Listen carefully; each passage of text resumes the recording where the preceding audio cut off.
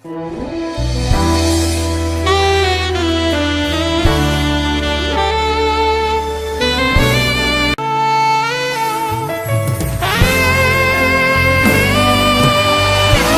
sei que nós estamos aqui como igreja do Senhor. Você é igreja, amém? Nós somos igreja. Agora, um potencial ainda mais evidente do que ser igreja é que nós somos casa. O sangue de Jesus, antes de nos tornar templos, nos tornou casa. Porque independente da evidência da redenção, você sendo salvo ou não, você sendo crente ou não, você é casa, você é morada. Houve um sopro, um ruache de Deus que encheu você. E isso nos compromete profundamente, irmãos. A gente fica comprometido, selado a uma realidade que foge da nossa compreensão e foge do nosso controle. Essa evidência, eu vejo muito ela bem clara dos textos que eu amo. Eu não posso falar sobre ele, eu vou pregar sobre ele. Está em Gênesis capítulo 11, quando os homens quiseram tocar os céus e quiseram ser memoráveis. Há algum problema em ser famoso? Não. Há algum problema em ser memorável? Não. Glória a Deus que nós tenhamos ambições, que cresçamos, que a gente consiga desenvolver e com isso tocar os céus. Só que quando o pai percebeu que a casa, diga assim, eu sou casa. Quando o pai percebeu que a casa estava independente, ele derramou uma confusão. Babel significa confusão. Aquela torre foi chamada de Torre de Babel. Você conhece a Bíblia? Porque instaurou-se uma confusão e Deus explica o porquê. Deus fala: desçamos e confundamos, porque se eles entenderem que para todo o propósito que estabelecerem eles vão ser bem-sucedidos, isso vai gerar caos na terra. Então Deus às vezes tem a necessidade de te confundir. Você passa por um momento de tribulação mental, de confusão, para você voltar a depender de Deus. Porque se Deus te solta, você já é casa, irmão. Você já tem criatividade, inspirações do Espírito Santo. Você prega, você canta, você escreve, você compõe. Se te deixar solto, irmão, babou, já era. Então Deus tem que descer algumas coisas. E muito pior do que o comprometimento com a confusão é que todo espírito de confusão gera governo. Porque através desse evento de Babel instaurou-se a comunidade, a região, o território babilônico. Porque toda confusão, toda desconcentração, toda perda de foco, e o que eu quero falar, toda perda de princípios gera governo.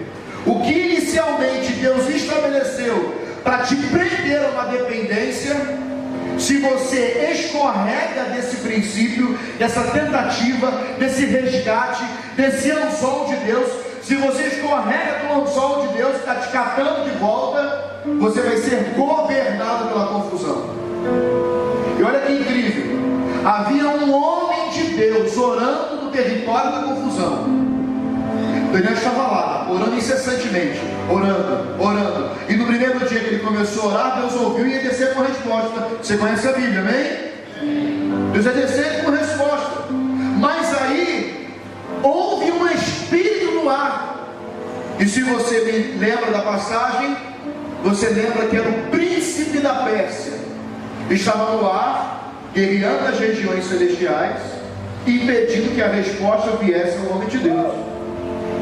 Por que o príncipe da Pérsia vai no ar? Porque o próximo governo a assumir posse daquele território era o governo persa, através do rei Xerxes.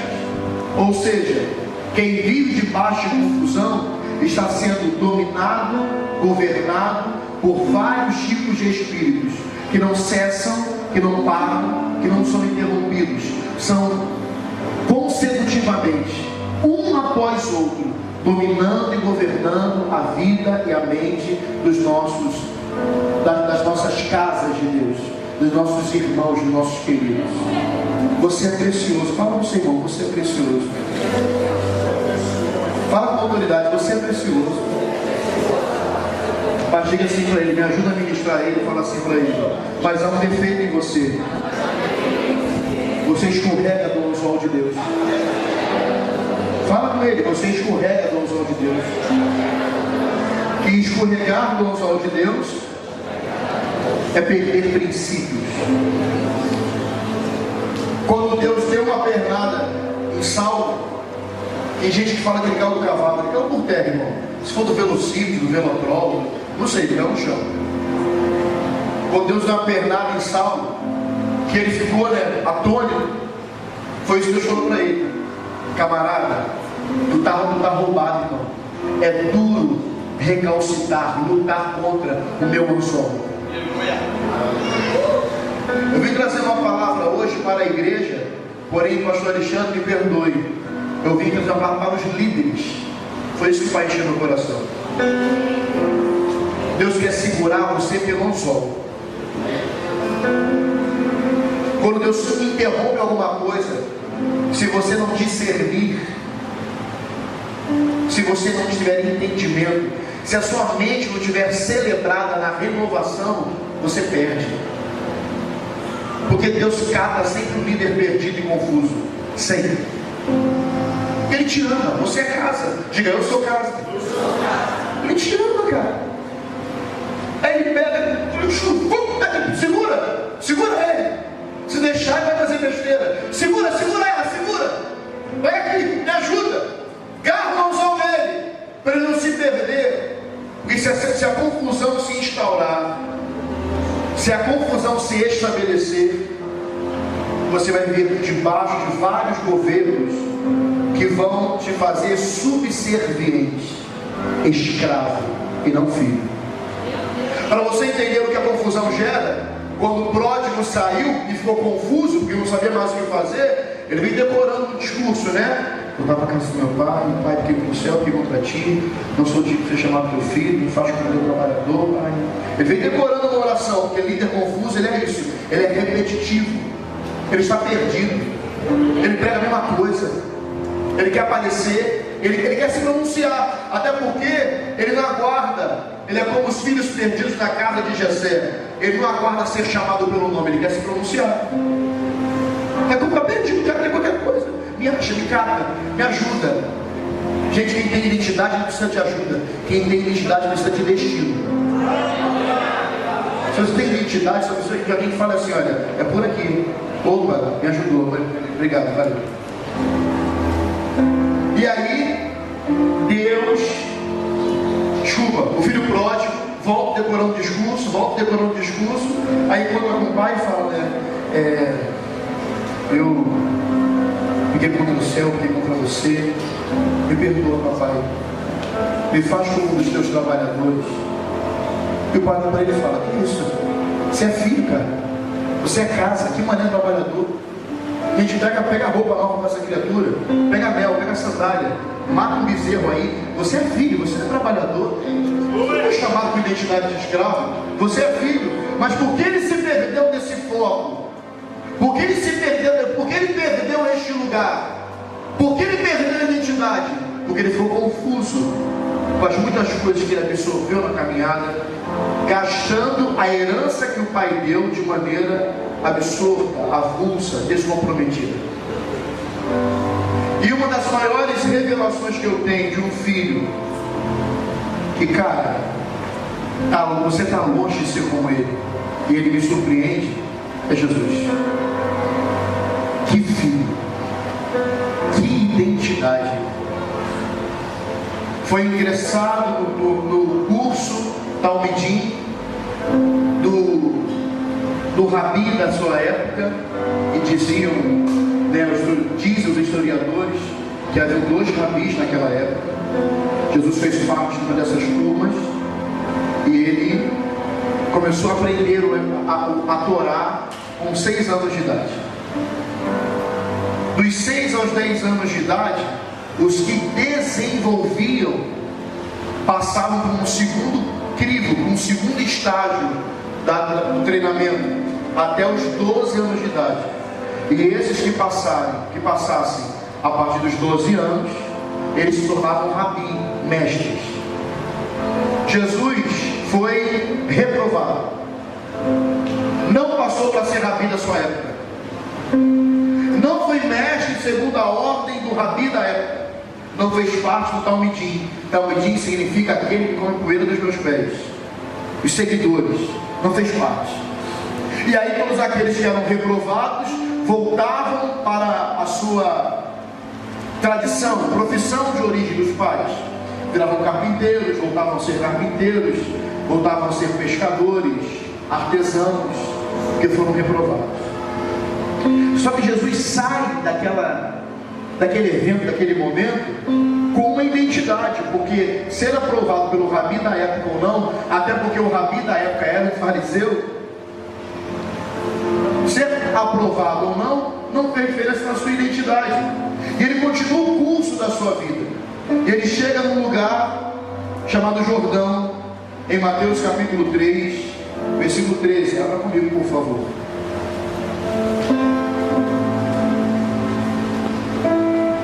Aí ele chega nesse lugar.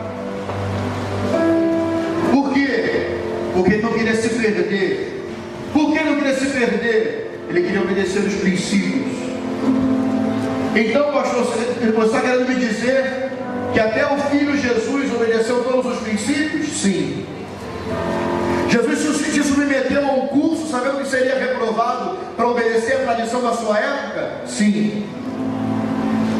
Jesus voltou a ser carpinteiro com o Pai após uma frustração de não se tornar rabi segundo a ordem dos homens? Sim. Eu vim te falar, meu irmão e minha irmã, que frustração real não é segundo as aprovações ou reprovações deste tempo.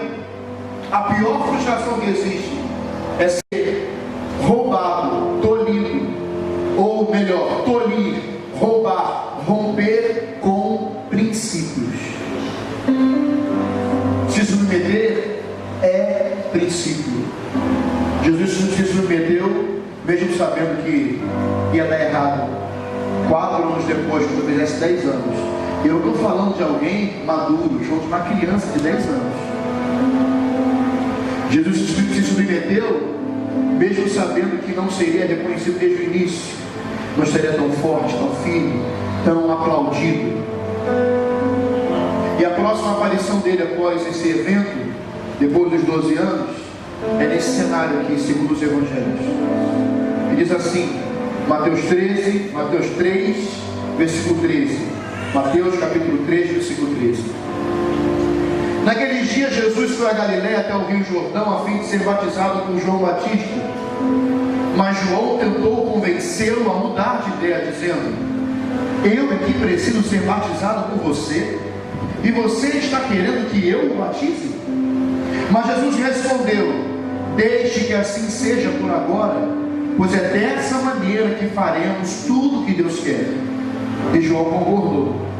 Logo que foi batizado, saiu da água, o céu se abriu, e Jesus viu o Espírito Santo descer como uma pomba e pousar sobre ele.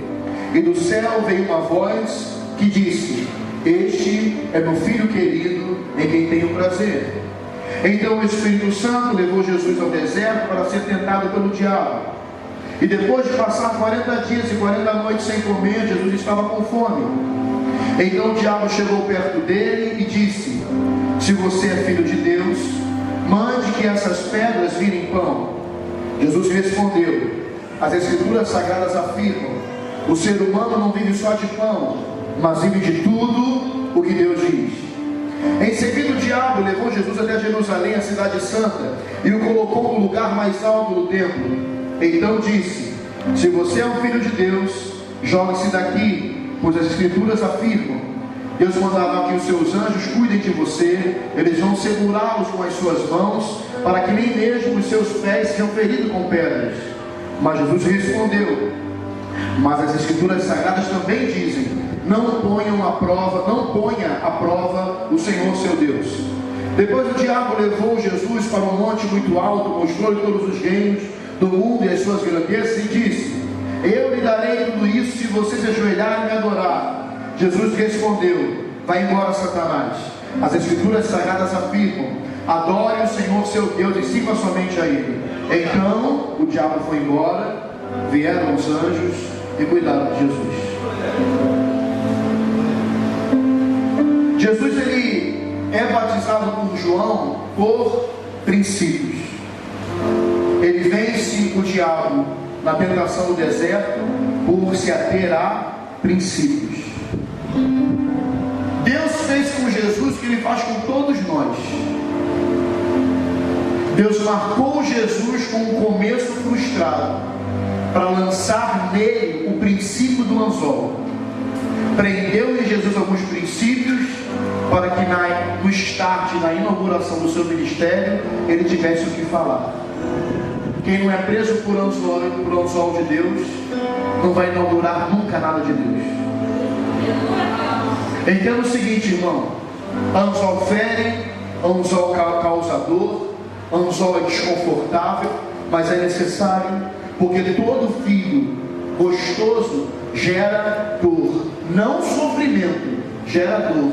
E Paulo fala isso, sobre gerar os próprios filhos na fé e ter dor de parto. Porém, quem é mãe, já teve parto normal, ou teve algum parto difícil, na cesariana, sabe que a dor logo passa quando você olha para o rostinho do filho.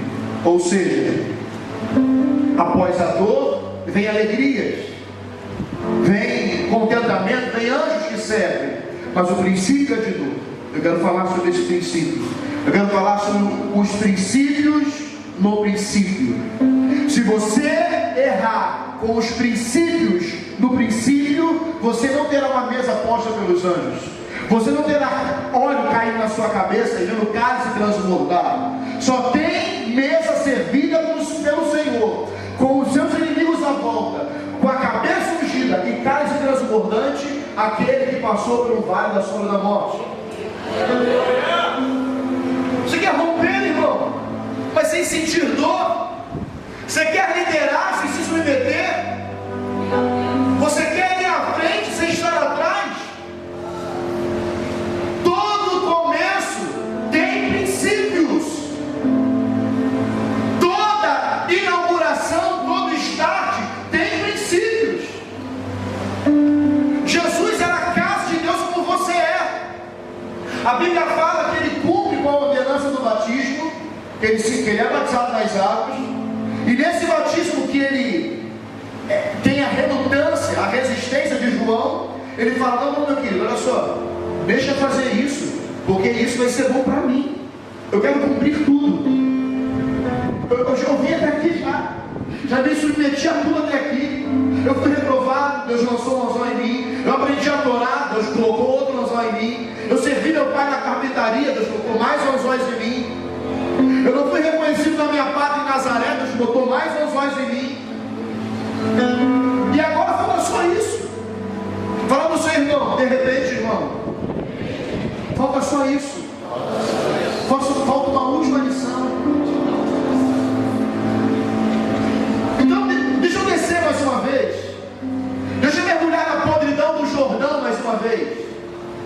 Deixa eu quebrantar, deixa eu me humilhar mais uma vez. De repente fala só isso. Deixa eu servir mais uma vez. Deixa eu silenciar mais uma vez. Só mais uma vez. E aí ele desce. Cumpriu o ministério? Não, falta dor do Pai.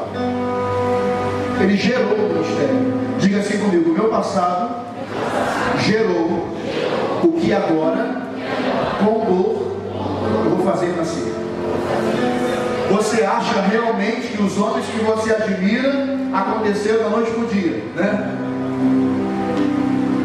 Surgiram. Se isso de fato aconteceu, eles são mentirosos. Porque um líder de verdade cumpre princípios, mas isso só para gerar. Porque Deus fez um anúncio, e eu vou falar para vocês: se tem uma coisa que eu me agarro, uma palavra que Deus libera, mesmo que lá atrás. Jesus entrou no deserto com uma palavra.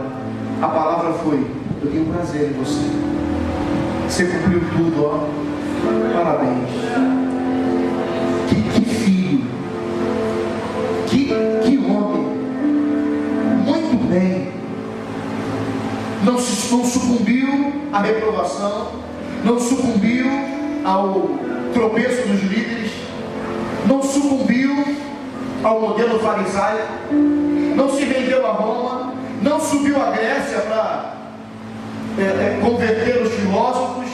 Permaneceu onde eu disse, onde a minha profecia disse que você estaria, na terra que eu plantei você, porque quando Deus nos planta num lugar e faz promessa nesse lugar, é lá que a gente tem que ficar. E aí isso vai acontecer. Você está onde eu te disse, você cumpriu tudo. Gente, esse aí, ó, de todos os demais, esse aí é aquele em que eu tenho prazer. Declaração. Mas aí vem a segunda parte. Porque, obrigado, Espírito Santo, a gente tem uma mania feia de achar, porque passou por alguns eventos difíceis da nossa vida, que isso é histórico, que isso é palavra. A gente sobe no altar para contar. Não, eu fui isso, eu fui aquilo. Isso é você, meu irmão. O povo quer ouvir quem Jesus é, não é quem você é. Quem você é, chamou Jesus no vídeo. Tu acha realmente, eu estou bonitinho, lavadinho, cheiroso aqui, que eu casei com uma mulher que cuida de mim. A minha vida foi difícil. Quantos tiveram vida difícil aqui? Se prenda a ela e você não vai romper nunca. A Bíblia fala que nós temos que ambicionar as coisas que estão adiante de nós. Eu e você temos uma galera rodeando a gente com um grupo de testemunhos. Então, meu irmão, meu camarada, para de se envolver em embaraço. Solta o pecado e corre para a proposta que Deus te fez. Tira, está em Hebreus capítulo 12. Tira o pecado, tira os embaraços, solta os embaraços e corre, irmão, para a proposta que Deus te fez. Jesus conseguiu cumprir os princípios. Ele conseguiu se submeter até o momento de ser anunciado.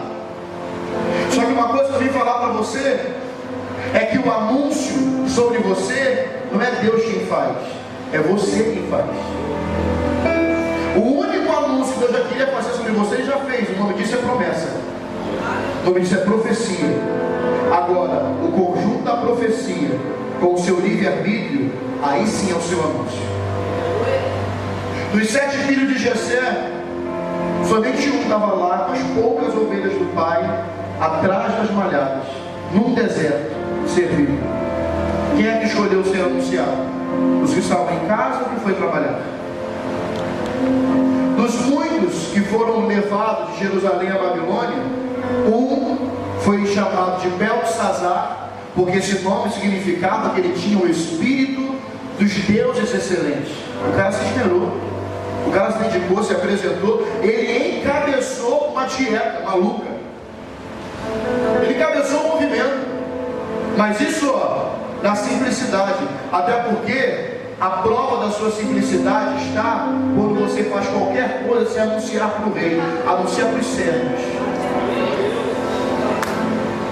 Sabe quando ele ia aparecer para o rei? Não adianta. Ele chegou para o cara que estava servindo e falou assim: só entrei você. Dá isso para mim não posso comer esse negócio não. Separa os legumes aí para mim, um negócio para mim, vou comer isso aí. E aí, Jesus, aquele que, como disse Filipenses 2, se esvaziou e se tornou servo, este homem cumpre os princípios.